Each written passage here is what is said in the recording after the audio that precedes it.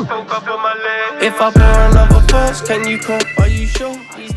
What is going on, everyone? So today is the day I'll be down BBC Radio Leicester, and if you're not sure what that is, it's a radio station based in Leicester, which I've been invited to go on. So yeah, gonna head down, talk to my story. So I'll be there in the next hour for my interview. So yeah, rocking today an Empire oversized tee, Legend London ripped jeans. I've got canned lunch over there, and I'm going to prepare my breakfast meal now, which is a protein shake and some peanut butter. So yeah, I'll take along my day with me, so peace out, guys. What's going on, everyone? So we just got to BBC Radio Leicester now, bang on time. Just stopped for a quick coffee on the way, and yeah, going to take you through the day of the interview, grab bits here and there when I can, and got the support of my family as well. They're joining me today.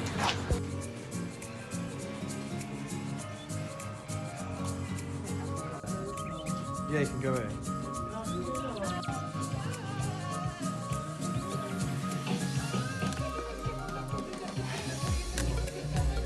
It's BBC Radio Leicester. It is 18 even minutes past 9. Headlines are on the way for you in a bit. Loads to come for you today. We've got our BBC introducing track. We've got the Jackson 5 quiz on the way. We've got Food Friday recipe coming out for you. First off, though, this morning, we meet a Leicester man who's gone from being a 20-stone compulsive eater to one of the country's top bodybuilders. Conor Hickenbottom's diet was mainly pizza and nuggets and chips and shakes and all that kind of stuff, but it was his love of watching Arnold Schwarzenegger that finally got him on the road to being a much slimmer and stronger version of himself. Today, Conor competes in men's physique shows and helps motivate other people via his YouTube channel, and he's in the studio. Conor, morning. Good morning, Ben. Thank you. Hey, look, there's a lot to go at here. You know, even down to the fact that you've always been quite. I think you describe yourself as quite a shy person. Yes, you've got a YouTube correct. channel. You're on here, but look. First off, what made you give up the nuggets? Basically, it was I wanted to be more confident and have a body to be proud of, and just to be able to achieve my goals I've always dreamt of, but never had that push in myself. And there was a flick of a switch from after senior school, moving into like a college I was doing back then, and going from that feeling very unconfident, and then to just switch with making that change and start going for my goals, because I was at, I think, 18 years old. That's when I wanted to push myself more out there and just go for it. Look, it's a big decision to make, though, isn't it? Massive decision. Because it's not just like, I need to lose a bit of weight. It's, I need to lose a bit of weight. Yeah. A lot of weight. There's a lot, yes. So much so I can stand on a stage in my Speedos and be judged. Exactly, yeah. That was it. It was being judged as well, how I looked. Even going on public transport with buses as well, I was very unconscious and people looking at me all the time. I was always sweating under my armpits and everything. And I was very scared at the time. And I wanted to be more confident in myself. And that's what made me change, is mainly to lose that weight, was to be able to feel good and obviously look good as well, and just be able to inspire people as well. Look, it seems to me it takes a lot of strength to do that, because it's easy to kind of get in that spiral, doesn't it? And then the more unhappy you get, the more you eat, the more unhappy you get. The more you keep eating food, and it's always the bad food where you go for the nuggets, sweets, chocolates. That's where if you're not going to stop, you're just going to go in a worse place. Whereas if you do it more moderation in time, have a little treat here and there, it's perfectly fine. So, what sort of age did you start to get down this route then? I started at 16, going for a bit of cardio, doing walks, training once, twice a week.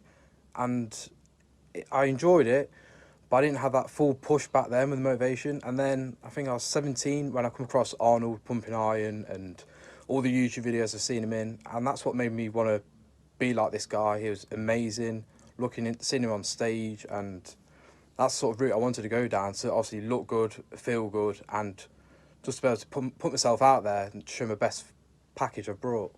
Look, I've seen some of the photographs of you online. There's lots about you online, and there's a lot of that sort of thing where they show you before and after. Yeah. And you were a big guy before, and now it looks like you've got a completely different body. I mean, how do you achieve that? It's a lot of hard work, and a lot of people always say it's consistent. It sounds a bit cheesy, but it is consistent. You have to be 100% full on focused onto it. It can't be I'll go gym today and have 2 days off.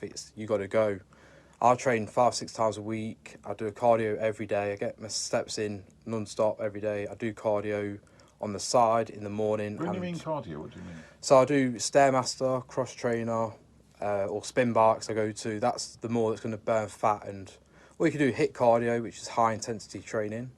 But obviously you want to start off small and then build up along the way. So What, I mean, from somebody that hadn't done anything to doing this level Yeah. of it, what does it feel like?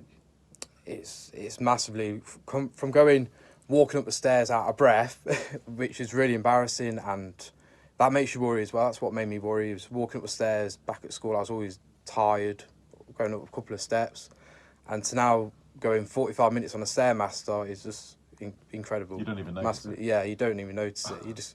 That just shows how much hard work pays off with feeling like more healthier in your lifestyle day to day. But look, and then the other step then is to do the competitions. I get doing it for Yeah. yourself, and but given that you were so self-conscious before, and you know, as you say, scared really and hated people looking at you, Yeah, it's very scary. to go up on stage, I mean, that's, you know, with all the fake tan on it's and all that massive, stuff. yeah. What was that like the first time you did it? The first time I did it, I was very confident, and obviously putting in that absolute graft of hard work was like 10 to 12 weeks of prep. It was very scary just going on stage. It was more on the day. I was very confident, and then the last 10, 20 minutes, I had that little panic of obviously stage fright, because obviously at school, I was always hiding at the back of the crowd on performing, and then to come on stage in the limelight where everyone's looking at you, you've got the judges, all the people that are watching you there, it is scary. Look, because it's not just looking at you; it's actually It's- actively judging yeah, you against and other obviously, people. obviously you've got to pose as well, so you've got to make sure your routine's on point and you pose correctly as well, and you've got to smile. Yeah. If you don't smile, you're not putting on a good performance. What did it feel like when you So- came off stage? Absolutely amazing. I wanted to go back on. Did you? Yeah, straight away I wanted to go back on. So listen, you've become one of the country's best bodybuilders in your sort of area. Yeah. What I know that you're prepping for another one in like It's 3 in- months' time. Yeah, 2-3 months time. It's in May at the Body Power Expo, Right. which is at the NEC. It's a massive one for the UK, especially this.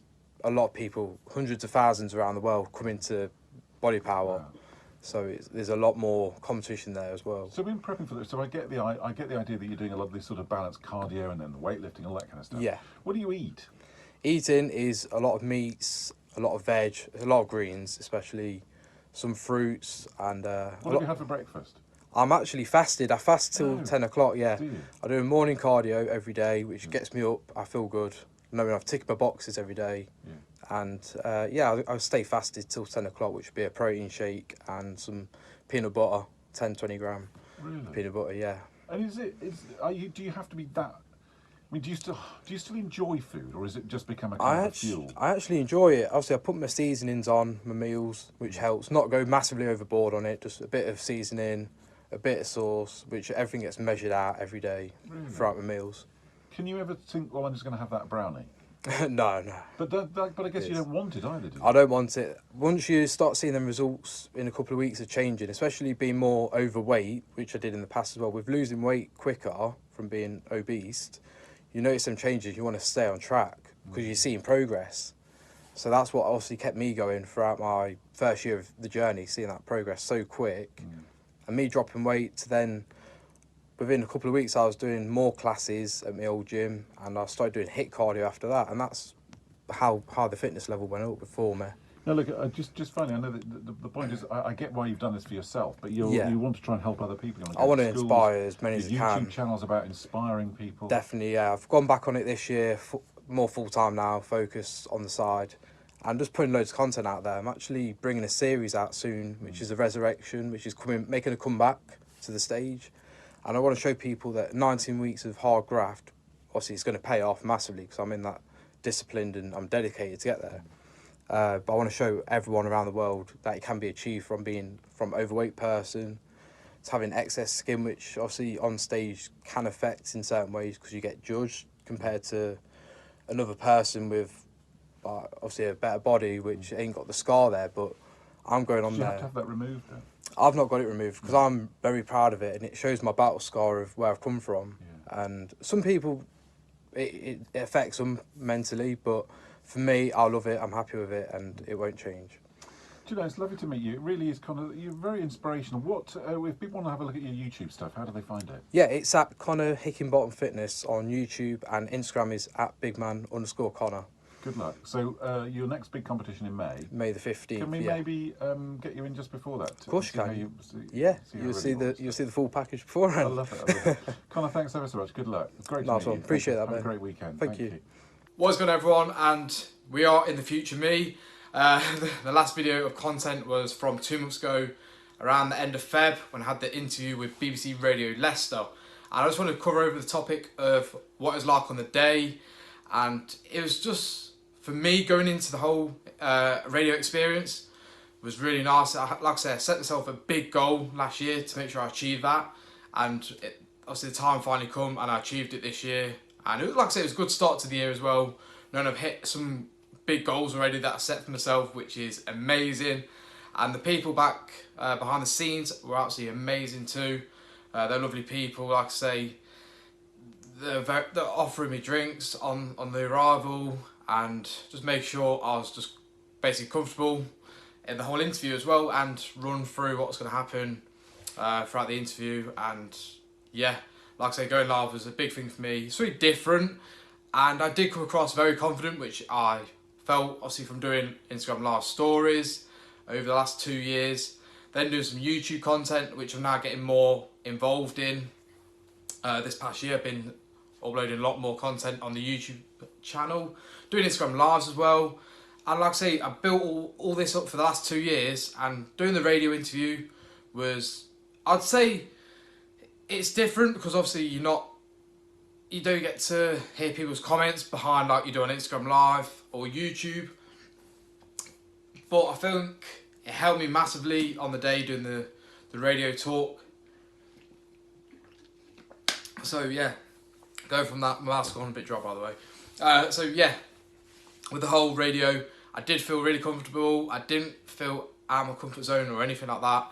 I felt really relaxed, and like I said, I'll speak from what's going on in my mind and from the heart, and just talking about the whole transformation. And now I'm going to compete in the show, which obviously you guys are aware, it's been postponed till October the 10th. And like I say, it was supposed to be next Friday, the 15th of May at the Body Power Expo, which was with UKUP in the Federation. For those that are wondering, that don't know who I am. So yeah, like I say, from then, I was supposed to be booked in for the 11th of May, which is next week, next Monday. And I spoke with them today. Obviously you guys won't see this yet till tomorrow on the YouTube channel. But yeah, I spoke to them today.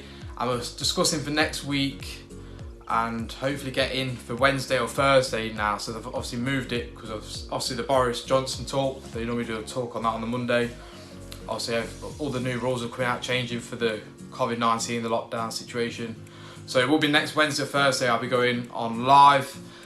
But I won't say any more from that yet. So you'll see on Instagram with what's going on with there.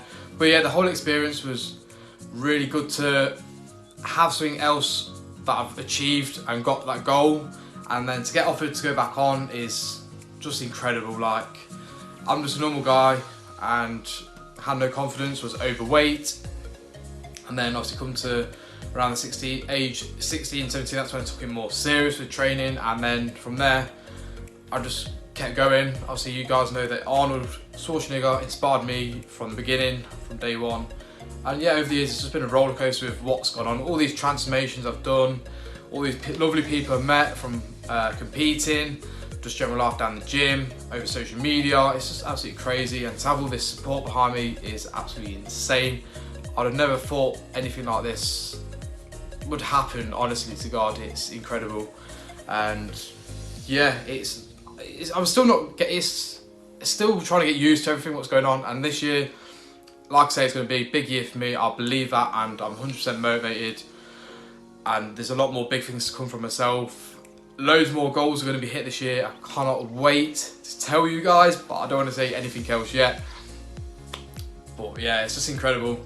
And going on the subject as well, I wanted to cover up in the radio station that I spoke on, that you had heard now.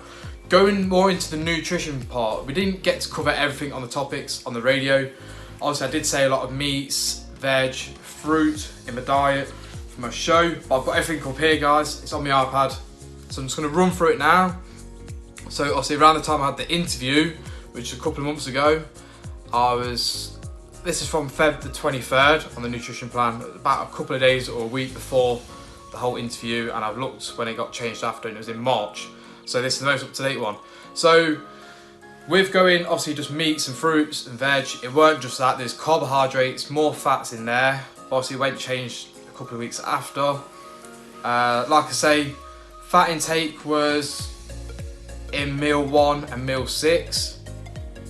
Back then, like I say, I was on a decent amount of carbs. Bits were taken out, was getting in my deficit. The carbohydrates were more around the pre and post workout meal. And going into that would be, back here was on the porridge oats with the blueberries, and the post workout we got was Cocoa Pops. So yeah, like I say, there was carbohydrates in them meals for my diet. Like I said, we did reduce it down over time to tighten up, lose some more body fat, and try and maintain some decent sized muscle. That's what me and Hamza went through, for you guys wondering. And yeah, like I said, we slowly dropped everything out. Like I said, my body needed to change, and for the weeks we got, we wanted to tighten it a bit earlier so we could see what we're working with. And yeah, like I said, there is carbohydrates in there. And then we did change it the following week, I believe. Let's have a look, just bear with me. So like I say, pre-workout was porridge, and post was Cocoa Pops. And then go from there, we had obviously bedtime fats, but then that it was like meats and veg throughout the day. Protein shake in the morning with some fats. Yeah, meals were more or less chicken, beef mince, and the odd time steak, the odd time fish as well. And then the week after the whole radio interview, things got changed again, and this was on about the beginning of March. Things got changed, so the fat intake dropped a little bit, not major. Pre-workout went from porridge to rice cakes. I had 2 rice cakes, still had the blueberries in there. And post-workout was white fish with 150 gram of white potato. So there was a decent amount of carbs for post-workout, and bed meal was porridge with Greek yogurt, and so was before it all got changed. So there was still a decent amount of carbs in there, and then the week after, it got reduced again. But like I say, there weren't a lot. I was still in the deficit, but it was slowly obviously going down, dropping the carbs and fats out for over the weeks, coming off from the interview as well. So like I say, I wanted to cover that a bit more because I just felt it didn't give enough indication to everyone that was listening, or people that are basically listening or watching this, that they'll see is I just said meats and veg and fruits. I just wanted to cover a bit more in the nutrition side of the topic and go a bit more in depth of obviously when it changed after and what it was like before when I was around the interview time. So yeah, like I say, there's still carbs in there, there's still fats in there. I wasn't just living on meats and fish and veg and stuff like that. I just didn't get enough time because he changed the subject. I just wanted to make sure I'm covering as much as I can for you guys, so I'm not obviously trying to hide anything at all, or you guys get a bit confused with the whole diet situation. So yeah, I just wanted to cover that for my own back as well, and so you guys are aware. I'm still having carbohydrates, I'm still having fats. I was just in more of a deficit, and then the following week we reduced the carbs again from porridge to rice cakes and from Cocoa Pops to white potato. Other than that, everything else was pretty much the same. A bit of fats dropped by 5-10 gram. Other than that, everything was running smooth and pretty much the same. So I just thought I'd clarify that, guys. And like I say, the interview is next week. I will confirm a date. You'll see on the Instagram post I'll do, be it Instagram story or Instagram live. I'll do a talk covering that. But yeah, like I say, the prep continues. At the minute, I am working around maintenance calories. Cardio is around the same as it was on prep. 60 minutes in the morning, 45 to 60 minutes I'll do in the evening. And also I'll make sure I hit over 10k steps per day as well. So right now, like I say, I had my cheat day was before lockdown, and It was on the Wednesday, so I'd say that was about the 20th of March. Yeah, 20th of March, before the lockdown. And obviously since then the gyms have shut. And yeah, like I say, you guys already know if you're following me on Instagram at bigman_Connor. If you don't know, it's in the bio down below as well. So definitely follow me on that. And hope you guys enjoyed the video. I'm just covering over a bit more of the whole interview and how I found my day at BBC Radio Leicester. Like I say, I appreciate everyone that supported me. Thank you so much, and yeah, keeping it real. Peace out.